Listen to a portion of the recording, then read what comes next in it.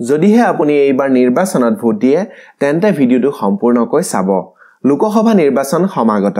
অসমৰ 14টা লোকসভা সমষ্টিৰ 3টা পৰ্যায়ত অৰ্থাৎ 11 এপ্ৰিল, 18 এপ্ৰিল আৰু 23 এপ্ৰিলত ভোটদান প্ৰক্ৰিয়া আৰম্ভ হ'ব। সকলোৱে হয়তো আগতেও ভোট দি পাইছে ইভিএমৰ জৰিয়তে।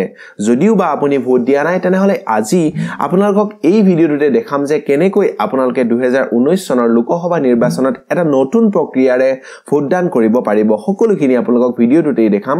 গতিকে আহকচোন তেন্তে দেৰি নকৰি ভিডিওটো আৰম্ভ কৰোঁ।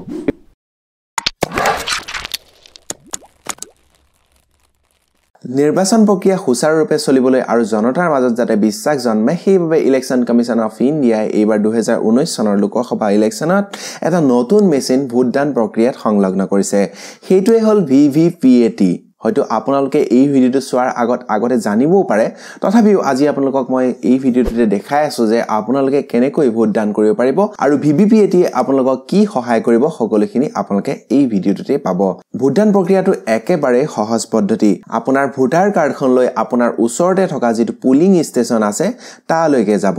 তাতে এটা পুলিং প্ৰিজাইডিং বিষয়াৰ টিম পাব যিয়ে নেকি ভোটদান প্ৰক্ৰিয়াটো সুচাৰুৰূপে চলাবলৈ নিয়োগ কৰা হৈছে। প্ৰিজাইডিং অফিচাৰজনে তেওঁ লৈ থকা যিটো কন্ট্ৰোল ইউনিট, সেই কন্ট্ৰোল ইউনিটটোত যেতিয়াই তেওঁ বেলট বাটনটো দবাব, বেলট বাটনটো দবোৱাৰ লগে লগে আপুনি ভোট দিব পৰা হৈ যাব। আপোনাৰ মন পছন্দৰ আটাইকেইজন প্ৰাৰ্থী আপোনালোকে বেলট ইউনিটটোত দেখিবলৈ পাব, য'ত আপোনালোকে নাম আৰু লগতে চিম্বলটো দেখিব। তাৰে পৰা আপোনালোকে যাকেই ভোট দিব বিচাৰে তেওঁৰ নামৰ সোঁহাতে থকা যিটো বাটন আছে সেই বাটনটো দবাই দিব। দবাই দিয়াৰ লগে লগে এটা ৰঙা লাইট আপোনালোকে দেখিবলৈ পাব, মানে আপোনাৰ ভোটদান প্ৰক্ৰিয়াটো হৈ গৈছে। তাৰ লগে লগে আপোনালোকে যিটো VVPAT যিটো মেচিন, সেই মেচিনটোত আপোনালোকে কাক ভোট দিছে তাৰে কনফাৰ্মেশ্যনৰ কাৰণে এখন স্লিপ ওলাই আহিব আৰু সেই স্লিপখন পুনৰ সেই VVPAT বক্সটোতে সোমাই যাব। আপোনালোকে সেই স্লিপখন কেৱল 7 ছেকেণ্ডৰ বাবে দেখিবলৈ পাব, যাৰ সহায়ত আপোনালোকে গম পাব যে আপোনালোকে কাক ভোট দিছে।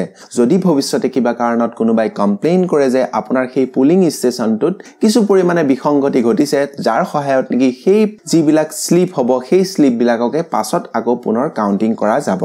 এই যিটো ভোটদান প্ৰক্ৰিয়া, এই ভোটদান প্ৰক্ৰিয়াটো সুচাৰুৰূপে চলাবলৈ বৰ্তমান VVPATটো প্ৰথমবাৰ বাবে 2019 চনৰ লোকসভা ইলেকশ্যনৰ পৰা আৰম্ভ কৰা হৈছে। ভোটদান প্ৰক্ৰিয়াটো একেবাৰে সহজ প্ৰক্ৰিয়া।